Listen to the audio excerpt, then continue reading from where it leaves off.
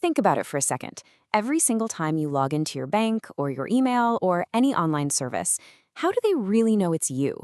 It feels simple, but underneath, there's this huge, complex world working to protect your digital identity. And believe it or not, the story involves a famous cartoon dog and some incredibly smart AI. You've probably seen this cartoon before. It's from The New Yorker, all the way back in 1993, but wow, does it nail a problem that's only gotten bigger? Online, you can be anyone, or anything. So how do we tell the difference between a real person and, a dog with good typing skills? This is the fundamental challenge of digital identity. So yeah, that brings us to the big question. How do we solve this identity problem? How do we prove we are who we say we are online? And this is not some minor inconvenience. I mean, the official US government guidelines put it pretty bluntly, saying it's, and I'm quoting here, fraught with opportunities for an attacker to successfully impersonate someone. Every login, every application, every time you access your own data, you're up against this exact challenge.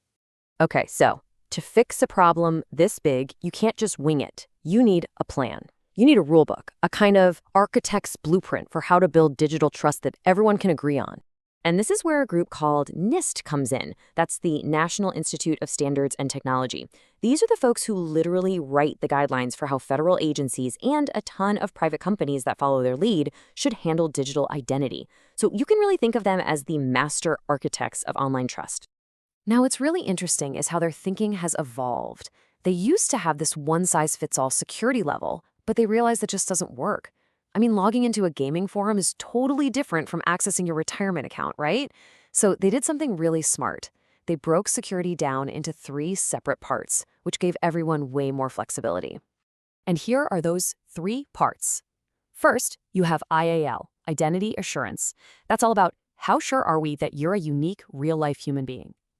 Then there's AAL, Authenticator Assurance, which asks, how strong is your key to the door? Is it a flimsy password or a super secure biometric scan? And finally, FAL, Federation Assurance. This one's about how securely your identity gets passed between different services. Like when you log in with Google on another app. The beauty here is that you can mix and match. A social media app might want a very high AAL, strong password protection, but a very low IAL, since they don't care about your real name. Okay, this diagram might look a bit busy, but it's actually pretty straightforward. It just shows how all the pieces work together. You start out as an applicant. Once you've proven who you are, you become a subscriber. Then, when you go to log in somewhere, the system checks you out and gives a thumbs up to the relying party, which is just a fancy name for the website or app you're trying to use. It's a very structured process built on trust. But here's the thing about a blueprint. Even a great one, like NIST's, it's static. It's a set of rules. It can't react on the fly when something weird happens.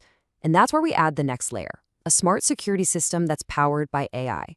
So the old way was all rule-based. It just asked one question. Do you have the right password? Yes or no?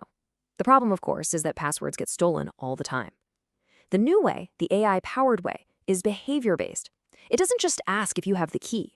It asks if you're acting like the person who's supposed to have the key.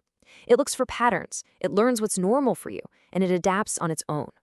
So let me walk you through how this actually works. First, the AI just watches and learns your normal habits. It sees you always log in from your laptop in Chicago, usually during work hours. Simple enough. But then, it sees something that doesn't fit the pattern. A login attempt on your account, but it's from a brand new phone, in another country, at 3 in the morning. Instead of just letting it through or blocking it completely, the AI says, that's risky. And it automatically triggers an extra security step, like asking for a code from your phone. It's security that's smart enough to match the risk. And AI is doing way more than just checking logins. It's changing the whole game of identity governance. It can automatically change your access permissions the second you switch jobs. It can scan the system and say, hey, this person has access to a bunch of stuff they haven't used in a year. Maybe we should remove that. It can even spot weird internal behavior, like someone in marketing suddenly trying to download files from engineering. It just makes the whole system smarter. And this stuff really works. There was a case study with a huge multinational corporation that started using an AI system to handle its compliance. The result? They cut the time it took to get ready for audits by 60%. That is a massive amount of time and money saved, all while actually making things more secure. Okay, so that's where we are today. But what's next? Where is all of this heading for the future of our digital IDs? Well, it's not a perfectly smooth road ahead. I mean, for these AI systems to learn your normal behavior, they need a ton of your data. That brings up some pretty big privacy questions. And they can also get it wrong sometimes. You know, the dreaded false positive. That's when you get locked out of your own account just because you're on vacation. And of course, trying to plug these shiny new AI tools into clunky old corporate systems can be a total nightmare. But people are already working on solutions. The idea of explainable AI is to make these systems less of a black box. The AI would have to actually show its work, explaining why it flagged your login as risky. And then there's technology like blockchain, which could give us decentralized identities.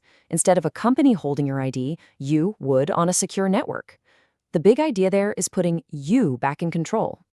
Which really brings us to the final, critical question. We've gone from a cartoon dog to government rulebooks to AI that learns our every move. The technology to protect who we are online is getting incredibly powerful.